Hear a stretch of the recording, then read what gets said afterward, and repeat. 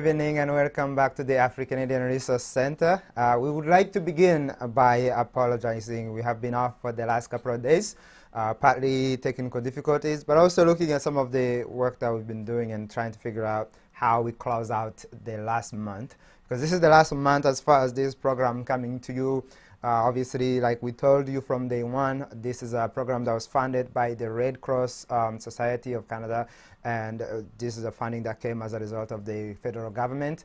And one of the goals that we had as the Rwandan Canadian Healing Center was to provide a platform that connects African Canadians, organizations, leaders, businesses, a place where people can go and find out more about what exists within the African Canadian community, what challenges, what solutions, what are the people we can go to for different resources.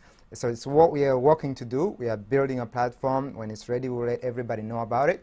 But in the meantime, we will continue to interview as many people in the community as possible. So we remind you once again, if you have anybody that is interested in telling their story, telling some of the solutions that you have to offer within the African Canadian community, please do reach out to us, send us a message. We're on Instagram at AfriCanadian, which is afri.canadian. We're on Facebook. We are also on YouTube if you like to go and watch some of the work that we've done there. Just let us know. Let us know if you know anyone in particular that you would like to connect with us, and we would take it from there. We really want to hear from as many people as possible here in Ontario, but also across Canada. We are still looking for resources as we create the platform. We want to make sure that it has everybody, that it has all the resources possible, from money, from people, from all different research, books, of course, all of those things that are required for an organization, a business, or a leader to be able to feel equipped, to have all the tools that is required to run an organization here in Canada. So, of course, one of the other reasons why we did this was because we realized that there was a gap between what the continental African Canadian has access to as opposed compared to the rest of the Canadian society. And so it's not to avoid or it's not to exclude other people. It's simply because we saw a gap and there was a level of development or capacity building that is needed in the community. And so the Rwandan Canadian Healing Center wanted to do its part. But as we do every evening, let's first talk about the news in what's going on across Ontario and obviously the world. As we have missed a couple of days, different things have changed. Obviously, COVID has continued. This remained the same.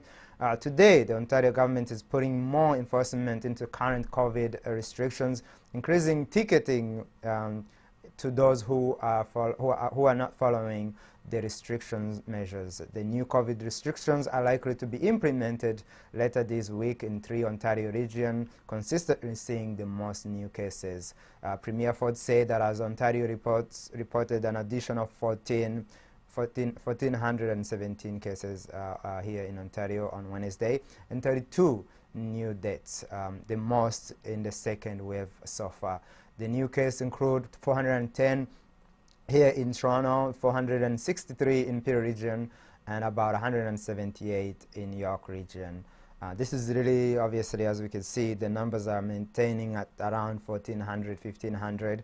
So it's understandable that people really focus on figuring out how to maintain, how to control this. Last week I've talked about how I thought we could look at this and see what kind of solutions we have on the table. But I think the local government, Ontario government and federal, have all done what they could based, obviously, nobody expected this thing to happen.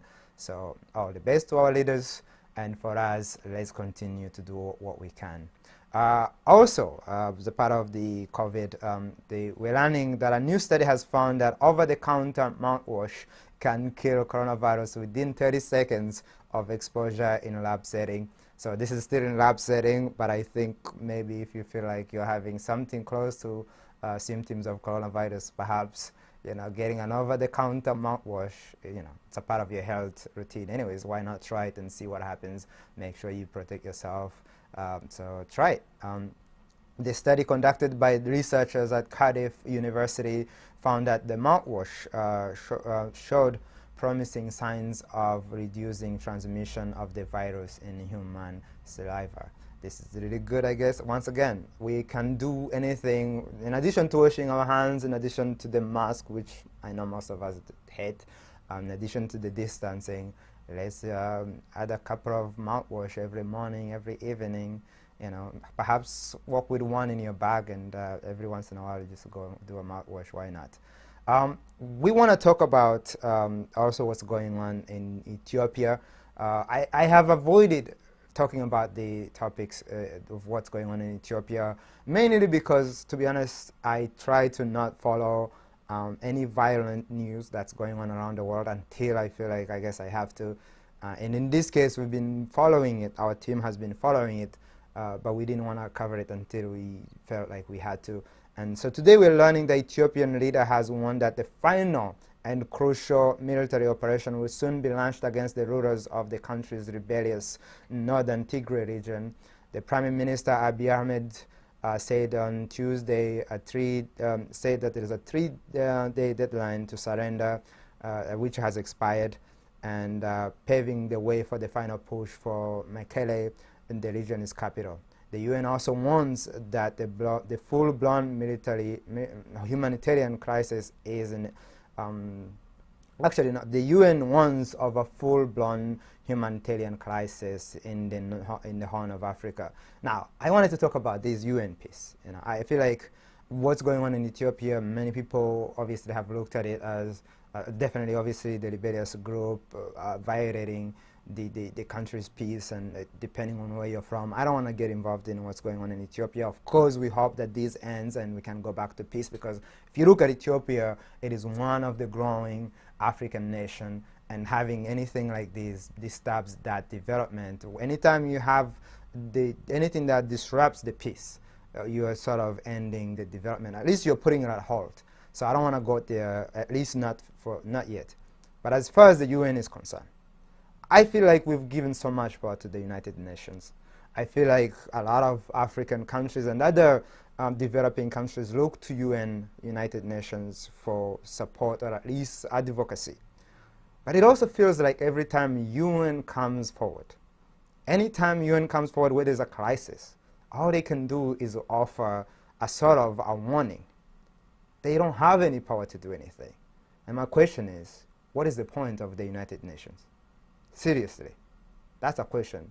I probably want to talk about this towards the end of this show, but what is the point of the United Nations? If when there's going on, violence and so forth, how come it's always about a warning and nothing else? Yes, of course, you have had members of the United Nations going to nations to keep peace, and those have done a great work, especially the most recent I remember was the one that involved Rwandan military in Central Africa, that I think prevented whether you want to call it genocide or atrocities in Central Africa. That was incredible. But I think when we look at UN as a body, I think honestly we need to reevaluate what their existence is for, especially when you think of who are the members, who are the decision makers within the United Nations. I want to go back on that towards the end of the program. But first, let's go into our program tonight. Tonight we have a guest, a member of our community, the Rwandan Canadian community, also a member of the Rwandan Canadian Healing Center Board of Directors. I'll be talking to her about some of the work that she's doing in Africa. But before we get to that, I wanted to revisit, because again, let me maybe set up this. She's also a psychologist here in Ontario. She has worked in the field of mental health, done a lot of research on PTSD and trauma in general. Obviously, being a survivor of the Rwandan genocide against Tutsis, she has a lot of interest in seeing how we can move forward, both in healing and rebuilding our communities. And so I wanted to go back a little bit and revisit some of the work that I personally did in 2016 when I did the walk to Montreal. And over the next few weeks towards the end of this program that we brought forward with the AfriCanadian Research Center, we're going to start to show you some of that journey. My journey from Toronto to Montreal when I raised awareness on PTSD. And so tonight I'm giving you a preview of what we're going to talk about towards the end of our interview with Chantal Mudahogora of the Rwandan community in Hamilton. So here goes a piece of those videos that I wanted to share with you. Just now passing Pip and Danford. Excuse the noise. Once again, I want to just skip this daily, I guess. Make sure that I keep updated. See where we're at and how it's going. It's a little, everything is good right now. It's just a little bit small things, man. Small things. If you allow those small things to get to you, your day might be over before you know it. You know? This is the Pip and Danford. Many of you, if you don't know, this is the Greek town. But anyways, I'm saying that if you allow small things to get to you, your day could be over before you know it. And small things add up to big things. So I'm just trying to persevere right now. I've just started. So if you hear any fatigue and all that stuff, it's mostly to do with the fact that I had to go around. I started at 6 in the morning, and I know the work itself started at well, I started it late, about 2, but I've been walking since 6 a.m. So that was on November 24th, 2016. Day 1 of my 17 days work from Toronto to Montreal. And I wanted to show you that because when I did this work, I had reached out to the Rwandan community.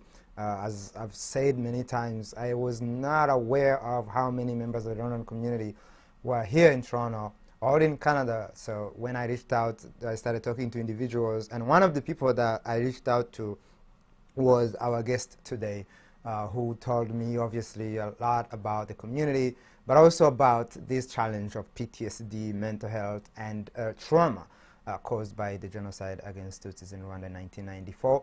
And so having gone through all of that over the last 4 years working with the community, I just wanted to go back and sort of relive some of those moments. And we're going to do that for the remainder of this show until December 15th. So yeah, I just wanted to show that to introduce our guest as well, who is a member of the Hamilton community, who had just unveiled a monument to recognize the victims of the 1994 genocide in 1994. They did that over the weekend, and here is a video as an intro to our interview. Hano mu mujyi wa Hamilton kuri City Hall twahateraniye nk'abanyarwanda, nk'inshuti z'abanyarwanda, ubuyobozi bwa meri ya Hamilton n'ubuyobozi bwa polisi, ndetse turanarecognizinga High Commissioner w'u Rwanda muri Canada uri kumwe natwe uyu munsi. Icyaduteranije ni ukugira ngo tubashe kuriviringa monument nk'ikimenyetso cya jenoside yakorewe abatutsi mu Rwanda mu 1994.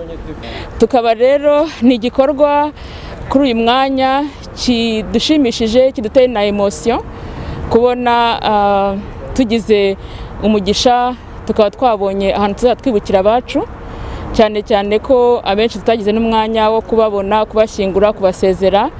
Ariko aha hantu turabona ko ari igikorwa kizagira akamaro ku banyarwanda bo muri Hamilton no muri Canada muri rusange, ikindi no ku banyakanada, kuko dutekereza ko mu rwego rwa education nk'abana bato bazajya baza kuhigira kugira ngo dukomeze dushyire hamwe, never again ikomeze ibe never again. I would like to invite the Chief of the Police Services in Hamilton and the High Commissioner to come forward and unveil this monument. Thank you. A round of applause, please. It seems fitting that the first memorial in our country to the victims of the genocide is unveiled here in Hamilton. We are proud of the contributions the Rwandan community has and continues to make to the rich diversity of our city. We are glad that you have chosen this city, your city, our city, to rebuild in, to heal in, and to remember in. Today we solemnly celebrate another occasion in which the Rwandan community has proven its dedication and perseverance.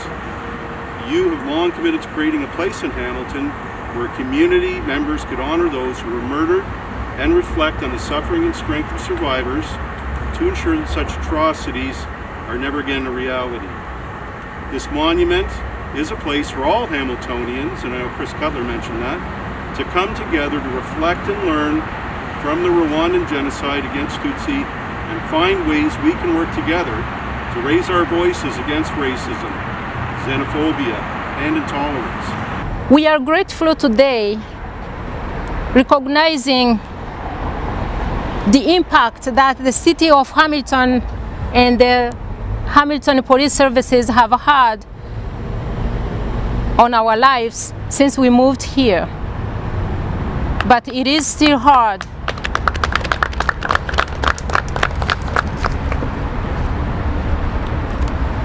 It is still hard.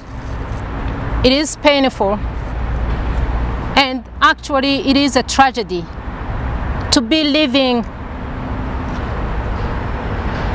in the same city, in the same country, in the same world with the genocide deniers. They are trying so hard. Maybe we should not be surprised, because denying genocide is the last stage of the genocide. So thank you again, the Chief of Police, the representative of the Mayor of Hamilton, other leaders of the city of Hamilton, the chair of the Rwandan Canadian community here in Hamilton, bavandimwe abanyarwanda baba muri Canada, cyane cyane hano Hamilton. I would like to take this opportunity to thank you very much for the kind invitation that you have extended to me. And I'm really honored this afternoon to be with you today on this occasion of revealing this monument. As you know, as it has been very well said, this monument is dedicated to the memory of the genocide, the 1994 genocide perpetrated against the Tutsi in Rwanda in 1994. And of course, 26 years after that horrible genocide, we still remember. All right, Chantal, thank you so much for joining us. I really appreciate you for the patience and everything, obviously for making the time to be with us here at the AfriCanadian Resource Center. For those of you, the audience who don't know, Chantal is a member of the Rwandan Canadian Healing Center board member, and also she's a member of the community, and they have been doing a lot of work. So Chantal, would you please let the audience know who you are and what you do in the community? Thank you, Kizito, for having me. It's really a pleasure to be here. My name is Chantal Mudahogora. I live in Hamilton, Ontario. And what do I do? I'm a psychotherapist by training. And right now I'm in the process of relocating to Rwanda. But yeah, like you said, we do a lot of things. I mean, it's amazing. So I was thinking maybe we start from some of the work that you have been doing in Rwanda with Baca Ministry. Tell us more about that. What kind of work that is involved, and also when did the actual organization start, and how has that been going? Thank you, Kizito. Baca Youth Ministries, it's a ministry registered as an NGO here in Canada. And we have been supporting young girls in Rwanda because that's our mission.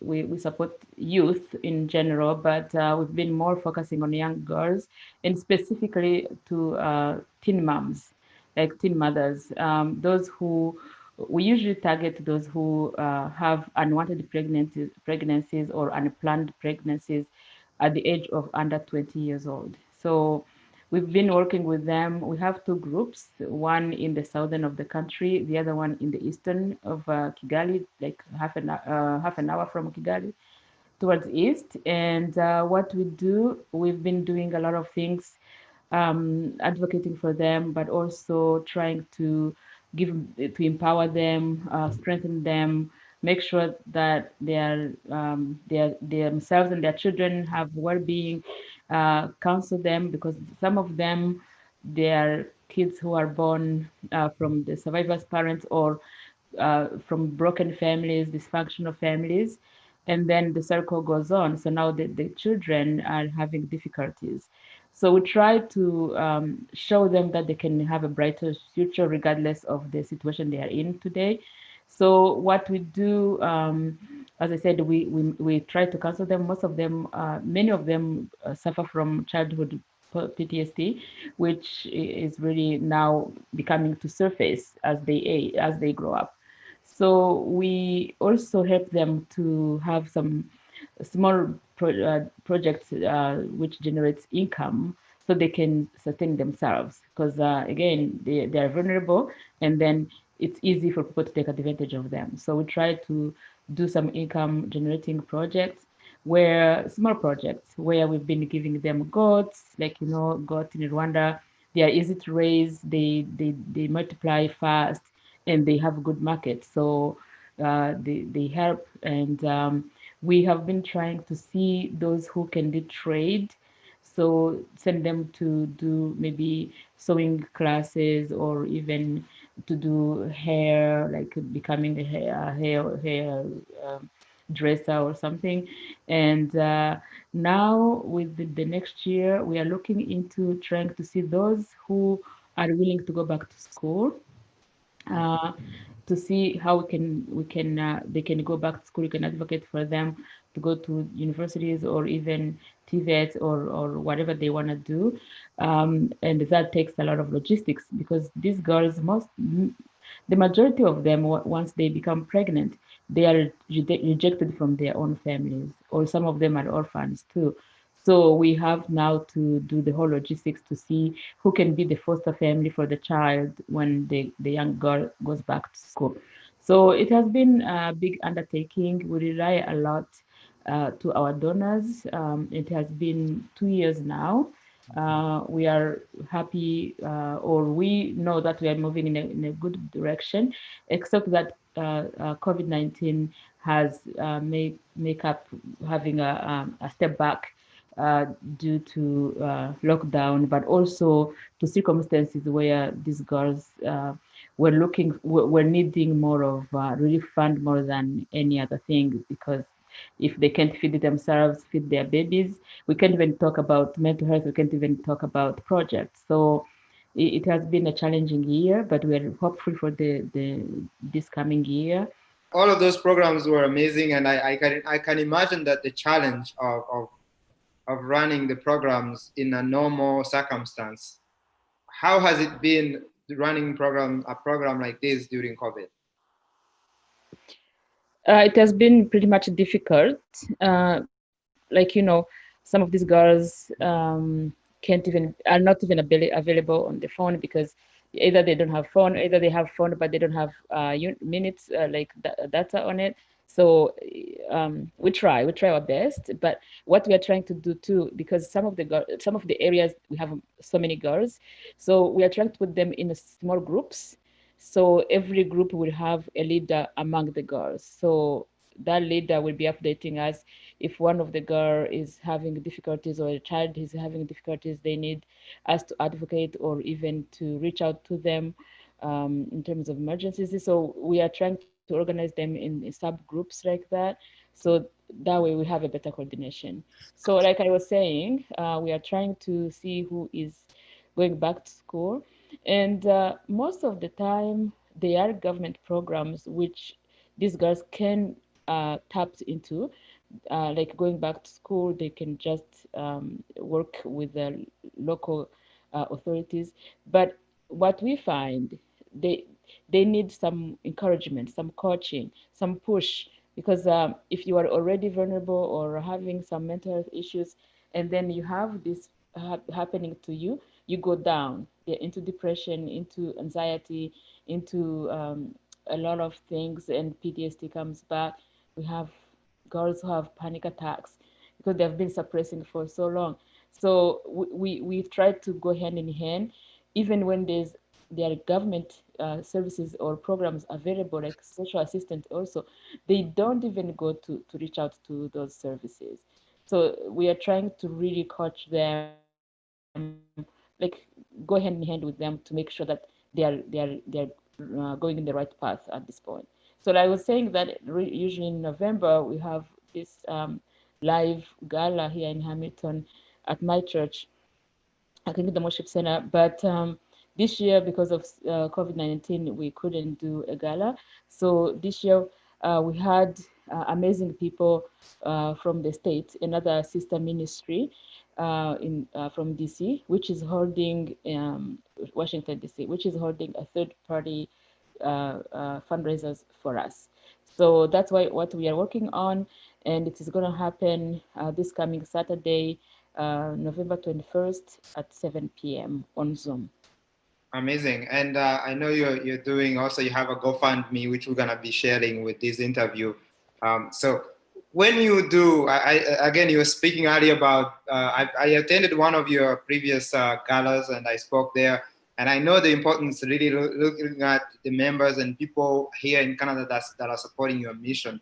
Have you found that the system in terms of the support you receive in Canada, is it sufficient? Like, what are you doing to expand that if it's not? And if it is, how do you do to maintain that level of support that you're receiving? Because I know it's very hard to raise money in general, but now also raising money, especially during COVID.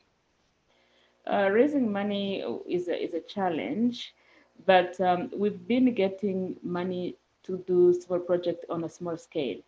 Obviously, we would like to reach out to everyone, but we can't. In one of the group we have toward near Kigali, towards the east, we have about over 120 girls. So we definitely can't reach to everyone. In the south we have about 60 girls. So we can't reach out to everyone, but we try to streamline who is most vulnerable, who is having difficulties, who doesn't have a shelter, whose child is not having enough nutrients. So all of those things, and sometimes we don't even have to be the provider.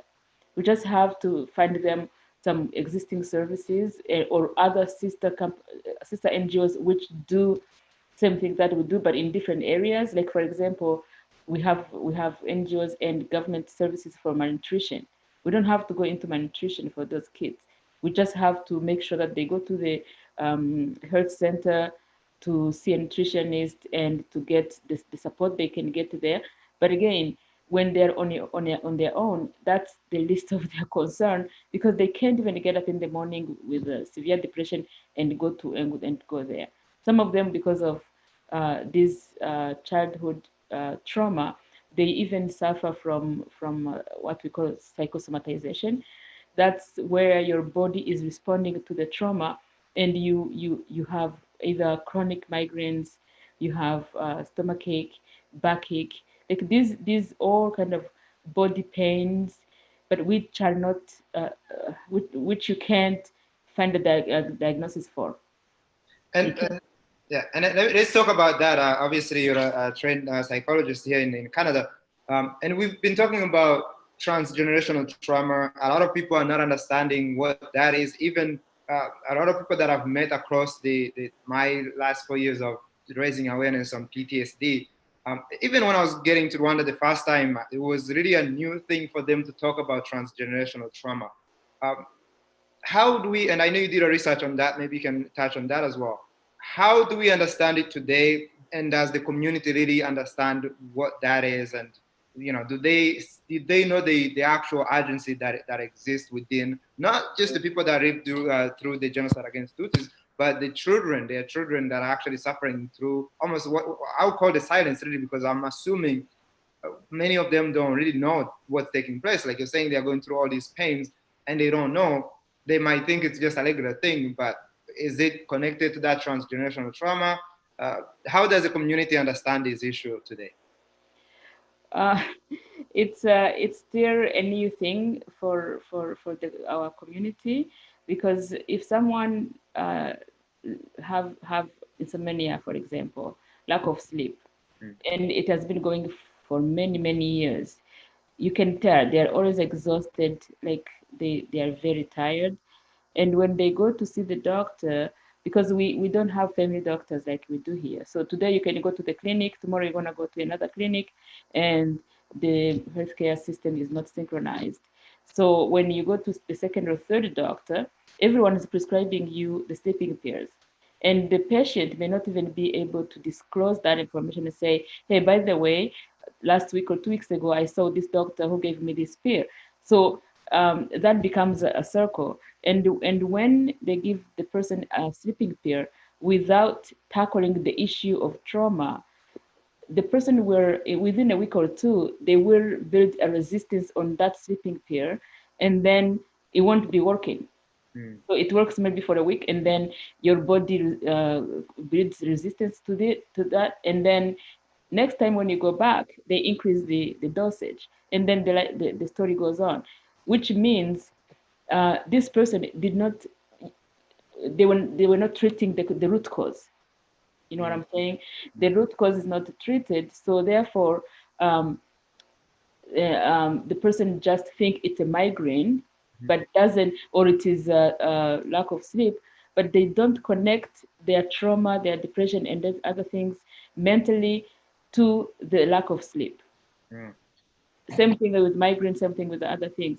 So, but we're trying to coach them through and say, your migraine is probably not related to a physical problem, but more of mental problems. And the young people are coming forward. They are coming forward, raising awareness, call us more and more to do some presentations on depression, suicide prevention, and all of those things, just to raise awareness, so they can be ambassadors to their peers. Yeah. So yeah, and again, in terms of mental health, the government of Rwanda has really put services in place. But now, because we have like even clinicians, clinical counselors at the health center level, but now it's a matter of just breaking the stigma, fighting the stigma, and encourage people to reach out to those people at the health center, so they can be treated, and the doctors to refer them to the mental health counselor. Yeah, and talk a little bit about the research that you did in partnership with some of the organizations. I remember, I think one of the organizations was a Jewish organization, which obviously that community has gone through a lot. They understand the trauma through the Holocaust. Talk a little bit about that research and what you found. And I know you're working on doing a second research on that as well. Okay, so yeah, thank you for reminding me that, Kizito. We did the research. It was published first time, I think it was September 2018, and I did it with a couple of colleagues who are professors at the Beran University in Israel. So what we did find, we were looking into trauma transfer from the survivor parents to the offspring. And the research went actually viral. It has been featured about over 2,000 times, and it has been featured even in the psychiatry journal, as far as the Wall Street Journal. So it became very viral. We were told that it was the first research in the sub-Saharan area. So the findings were quite interesting, because we found that most of parents, they were suffering from what we call complex PTSD. That's the complex PTSD, which involves some of the hyperarousal, some of the vivid images, some of the severe triggers, and then we saw people who had just PTSD, not CPTSD. And also we found some paradox of building resilience but being vulnerable at the same time. Because usually resilience and the vulnerability don't go together. And we found a lot of faith influence or religious influence, where people are suppressing a lot. And they tell you, oh, I have put everything in God's hand. Lord, I know. Yeah, so I'm not worried anymore. But when you look at the body language, you can tell the person is broken. Yeah. They're either crying, sobbing, but telling you, oh, I'm fine. I have put everything in God's hands. So there are all of these complexity, and we saw a lot of comorbidities where people are now having, especially the older ones, having these other diseases plus PTSD, whether it's cancer, high blood pressure, diabetes, arthritis, all these kind of other diseases or chronic diseases plus PTSD. So that's mainly the findings. But we also found a big number of people who did not have any signs of PTSD. But again, it's hard to say. It's because we don't necessarily we are not aware of our health or our mental responses, because sometimes you may think I'm okay, but when you are always have this sorrow and this pain because you can't be happy, you are always feel miserable, those are the signs, but we don't attach those signs to the disease. Because what I'm finding for the general population, when you talk about mental health, they hear about psychosis. They are thinking they wanna, you talking about the psychiatry medicine in Indera. For example, when you say we tell somebody, I think you should talk to your doctor, maybe antidepressant can help. They say, no, I don't want those medication for Indera people. So there's nothing in between. Either you're crazy and you have psychosis, crisis, or you are okay. So anything in between, there's no awareness about it. Yeah, and I think that's also for me, having been there a couple of times for the last 4 years, one of the things I've noticed is from a lot of people, and it's not just there, I think even here, it's you can't go to sleep until you had a beer or something, you need a wine glass. Like, to me, those are signs that something is not 100%, because if you are a healthy human being, you could just go to sleep. You don't need anything to help you go to sleep. And then, of course, pointing to that issue of, are you actually happy, normal person, or are there certain things that you're suppressing? And to be honest, that's also visible that sometimes we show like we are happy, but we're not. And to me, that's a huge issue where people are like, oh, like exciting, but really when you talk to them, you realize there is that level of sorrow, as you're saying, and we are not open. And even in Canada, the Canadian society is learning to be open about this issue of mental health and obviously trauma. So for the African community, for the Rwandan community, I can understand how difficult it is and the stigma, but that's definitely something I think we need to be open about and share, whether it's within our own groups first, but we really need to learn to share, because to me, speaking from experience, it's the only way you actually start feeling like, oh man, that amount of weight that I had is sort of dissipating, So and reach out for support, like you say. We see a lot of these addiction people, or even alcohol dependent. You don't have to be addicted, but alcohol dependent, as you said, you can't go to bed without having 2 beers or 2 glasses of wine. And then again, your body builds the resistance, and then you keep adding one more to the point where nothing works for you until you are under influence.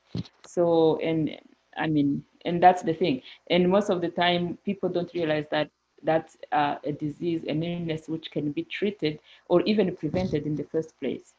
People don't have to go through that. Yeah. So yeah.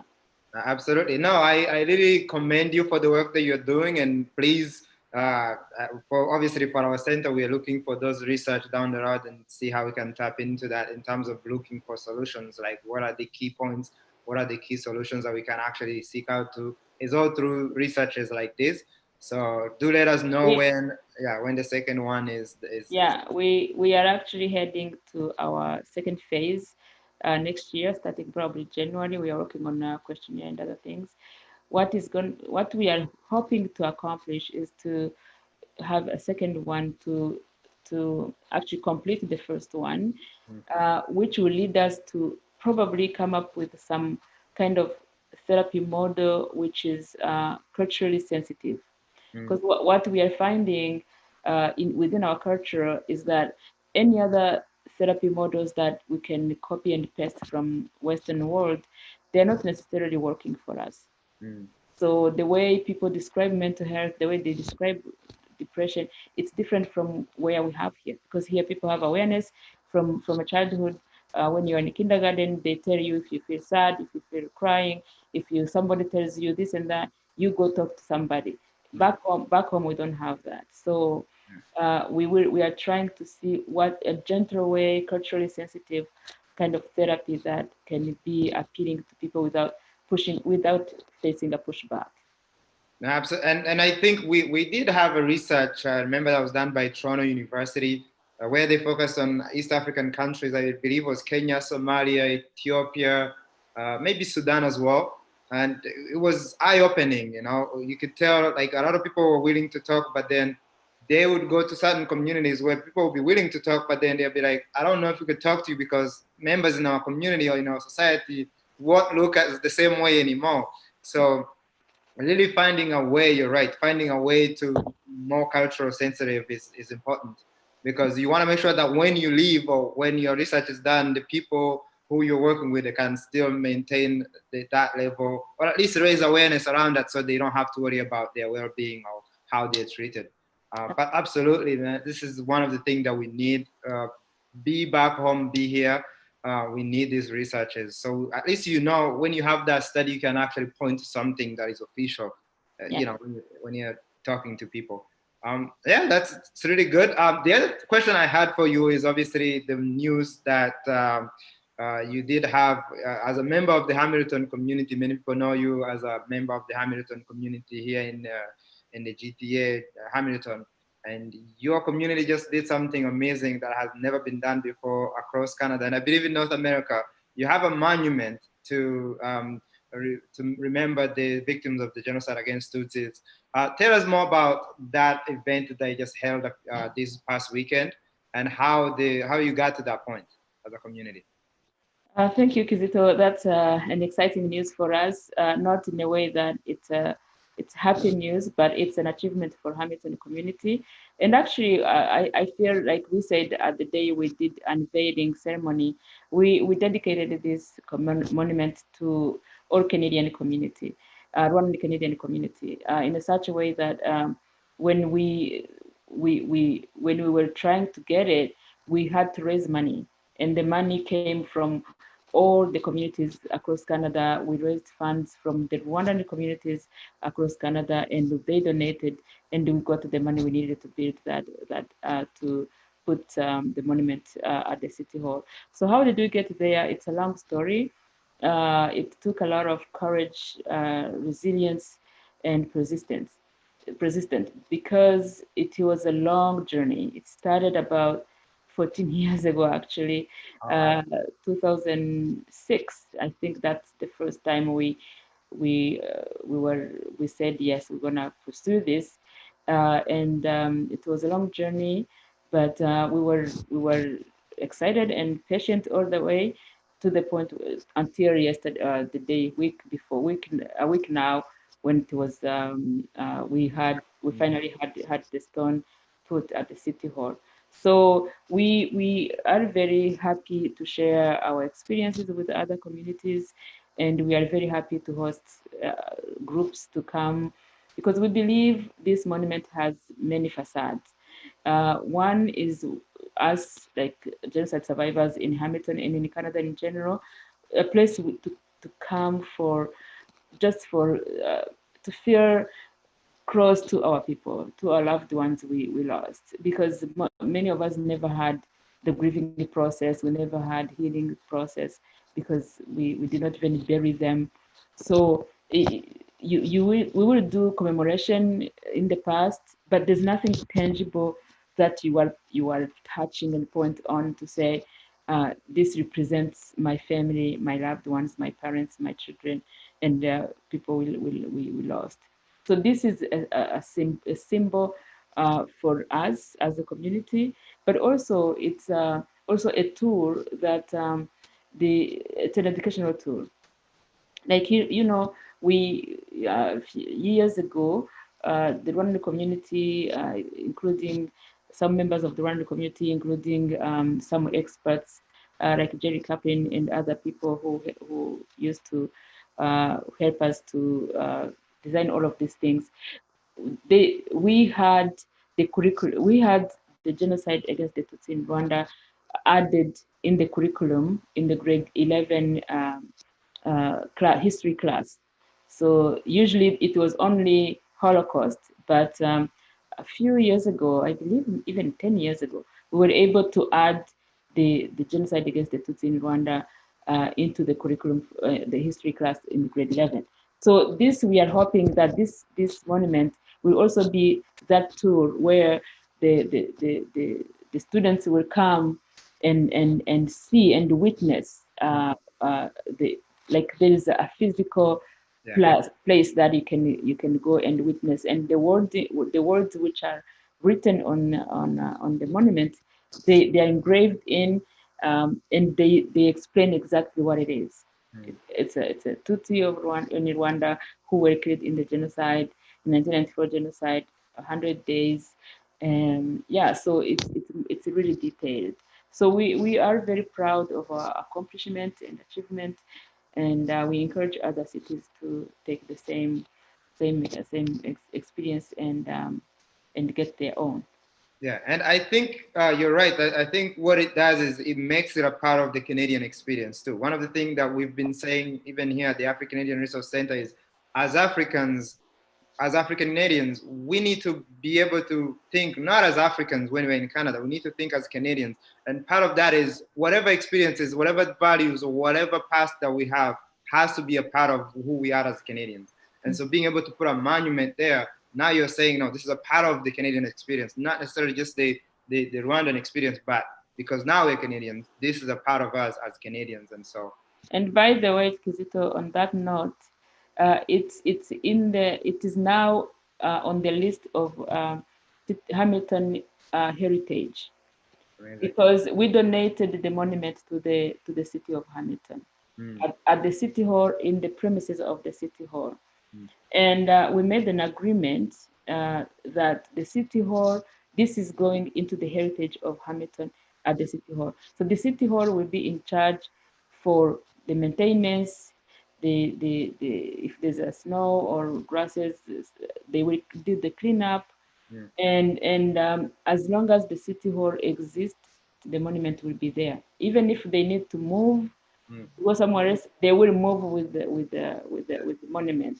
So, and that was also something we had to plead for, because we wanted not only for us, but even the coming generations, our children and the children of their children, whoever will be here, as long as the Rwandan community exists in Canada, we will always have this monument, and it's a place they can go and have their history there. Yeah, and that's the important thing, because really most of the work now is about raising awareness, educating the past, educating the future generation. So again, as we always say, never again, never again. And so again, congratulations and amazing work that I know from the background, I know how the talks and the works that was going into it. So congratulations to finally have that monument there. And yeah, we look forward to seeing more people come and visit and learn more about obviously what our community went through about 26 years ago. So Chantal, this is amazing. We have maybe a couple of minutes left. I want to go back maybe to some of the work that you're doing in Rwanda. Let people know what to look forward to, maybe not just the work going on in Rwanda, but overall, you as a leader, community leader, what should people be looking forward to as far as you and your organization is concerned? As far as Baca Youth Ministry is concerned, we need supporters, financial support, but also people who understands what we do and who takes part of it. Prior to this COVID-19, we were hoping to be taking teams on the ground, experts on the ground, maybe people who have some knowledge in mental health, people who have some knowledge in adult education, in the trade, even just people to show love to these girls. I can tell you, there are times where I go to meet with them, and when I give them a hug, this tight hug, the girls cry like crazy, and they tell me, nobody has hugged me the way you hugged me today. And they need love, they need care, they need to be shown that they value and they are here and encouraged and empowered. So we are looking for people who can be involved in so many other ways, because the needs are big. We need obviously the financial support is one thing, but also the care, the love, going on the ground, meet these girls, give them hope for the future. And even if people wants to sponsor a girl to go to school, we would love to have that. So anything will help. And even just being aware and spreading the word of the work we do, we really appreciate it. Yeah, it is amazing when you talk about obviously what they are going through and having obviously all of these challenges along the way.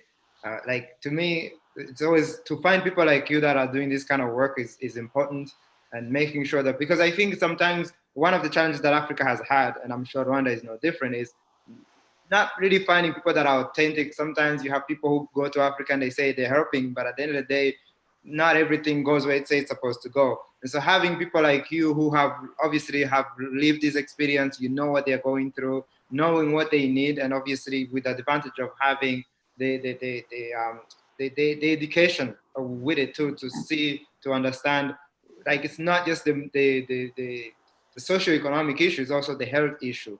Yeah. And you need to address all of that. So I mean, And Baca Youth Ministries, Kizito, we don't necessarily implement a lot. We try to see who in the area that we can support, and so that they can support, like the existing structure, the existing organization, the existing, maybe it's a faith organization or a church or whatever. We try to empower these people to reach out to them, because these people, they live with them like on a daily basis. They know their needs even better than we do. So in 2018, I took a team of Canadians down in Rwanda. One of them was a psychiatrist, and she was able to help us. She's an expert working at McMaster. And we were, oh, actually, it was last year. No, yeah, it was last year, 2019. yeah. So she was able to evaluate some of the psychiatrist issues they may face and give us ideas of how we can deal with them. So those are the type of things we are looking for. In terms of implementation of the programs, we don't necessarily have to be the ones to implement.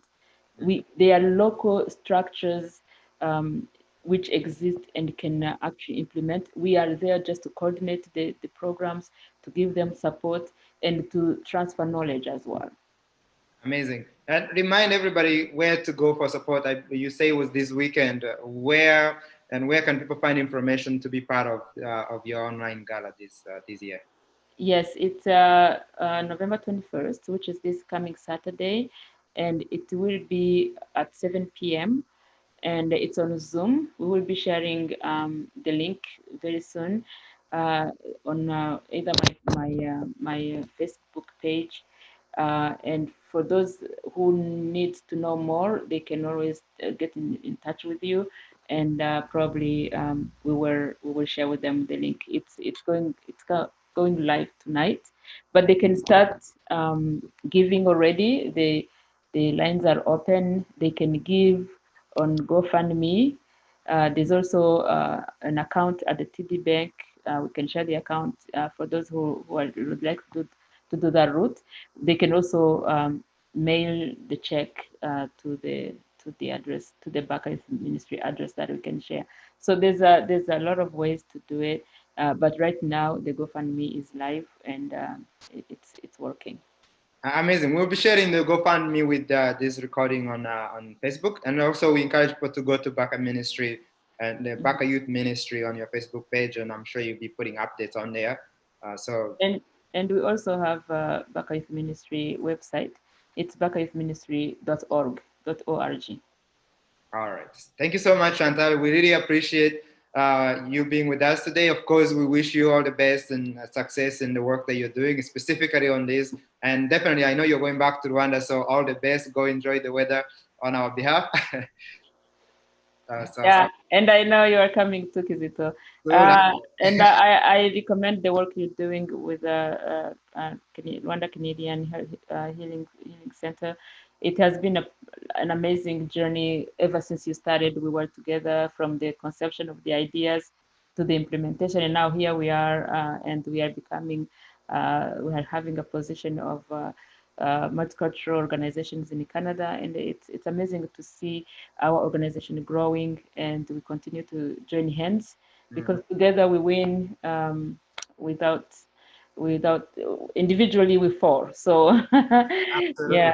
So Absolutely. And honestly, like you say, I couldn't have done any of this without your support, the community support. Like really, you being on, we started out as a group that was, for me, I didn't understand the Rwandan community, as you remember. And I think having that understanding, having your support, and then of course being on the board of directors, I've had your support throughout. And so really appreciate you. And we couldn't have done any of this without the support of everybody. And we will continue to do our best and see. Obviously, the goal is the center. However long it's gonna take us to get to the center, but that's always the goal. okay, thank you, Kizito. You have a blessed day. Appreciate it. Have a good one. Bye. Is here. Maybe show them here. This thing here, I thought I had it fixed. I thought I had it good, but what happens is when I move, that brake is actually braking in the middle of my my motion. So it's pulling against me, and all day I'm wondering why this thing is so heavy. It is heavy, yes, but the brake itself is just, it killing me. So that there, I still gotta deal with this tomorrow morning as well. So yeah, like I say, right now I'm in Pickering. I think I did good. I mean, I did way more than I should be doing today. I started moving at about 7:30. I can't remember, 7:30. Obviously took some breaks in here and there, but from 2 p.m. I left Toronto. It's now, what time is it now? It's almost 1, right? It's 1:20. Okay, so 1 o'clock, from 2 to 1, I went from Toronto to Ajax. Considering how tired I am from waking up at 6, I think I did good. I think 12 days is still on point. My goal is to make it in 12 days, and I don't see how this changes. What I gotta do is just make up some of the hours for the missed, for what I did today. So I just wanted to make sure that I update you guys, show them around. I don't know if you can show them, but I'm in the middle of nowhere. I'm gonna pack this here, and then I'm gonna resume tomorrow, simply because I can't get to Ajax. I need to sleep. I think I'm gonna start again in the morning about. I'm gonna start again in the morning about by 11, maybe 12. I gotta sleep a little bit, but yeah, that's pretty much it. All right, I'll post this as soon as I get to the house. I'll probably do a quick live feed as well, just to make sure I see if anybody's up. All right, so that we appreciate Chantal for the wonderful interview, and really we encourage you to go and donate on the initiative, the Baca Youth Ministry. And obviously we're also showing the footage of me back in Ajax. So yeah, I had said it was gonna take me 12 days. That was day 1, and I thought I could do it in 12 days. Obviously it took me 17 days. And as you can see with my body language, I'm exhausted.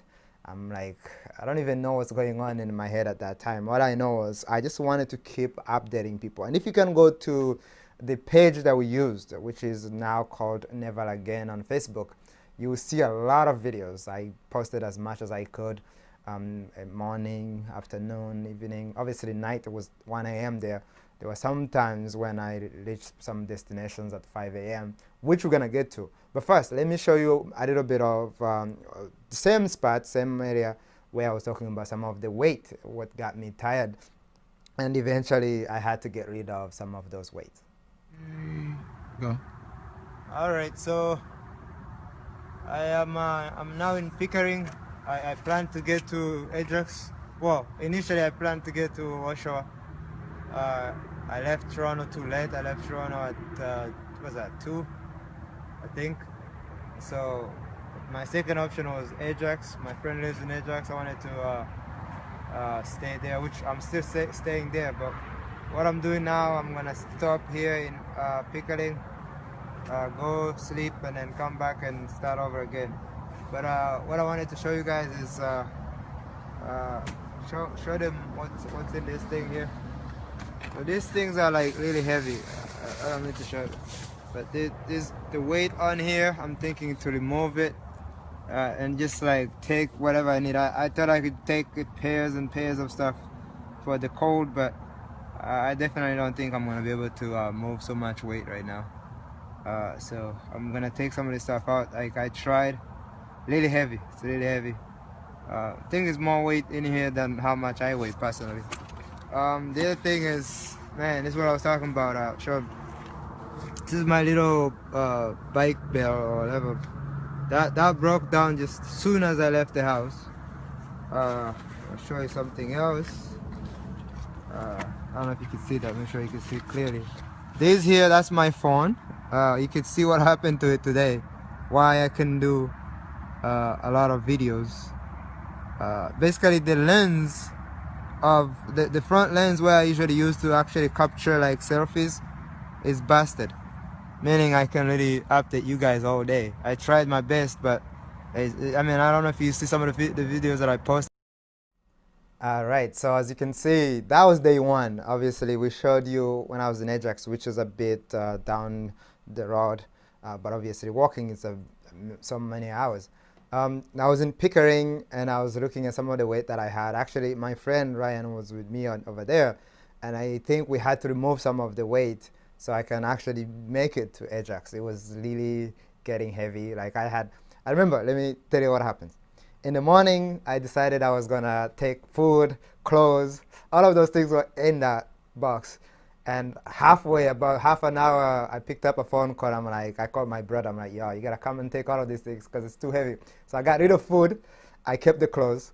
And obviously, by the time I got to Pickering, even the clothes were too heavy. So I took minimal things that I needed for the journey. And throughout, I had to just keep, washing. I remember I did a day off where I did all my laundries. But yeah, you could see I was having obviously technical difficulties. Not technical difficulties, but like all of the things that I had counted on were breaking down day one. Anyways, and you saw, like on my phone, you know how you have a selfie, and I was supposed to be doing this. Most of my videos were done like this, hoping I know what it looks like because I had broke my my selfie camera. Man, that was just day one. Day three, I think I lost my wallet, lost money. We'll keep covering these over the next 15 to 17 days. I want to just revisit this journey because I've never been able to, so why not do it now? We really thank you for joining us today. As we said, we have been off for a couple of days, and this is a reboot for the AfriCanadian Resource Center. We're going to be bringing you more interviews, more resources, and obviously some of my personal touch as we remind you of my crazy but still important journey to raise awareness on PTSD within the community. Thank you so much, and I'll see you again tomorrow.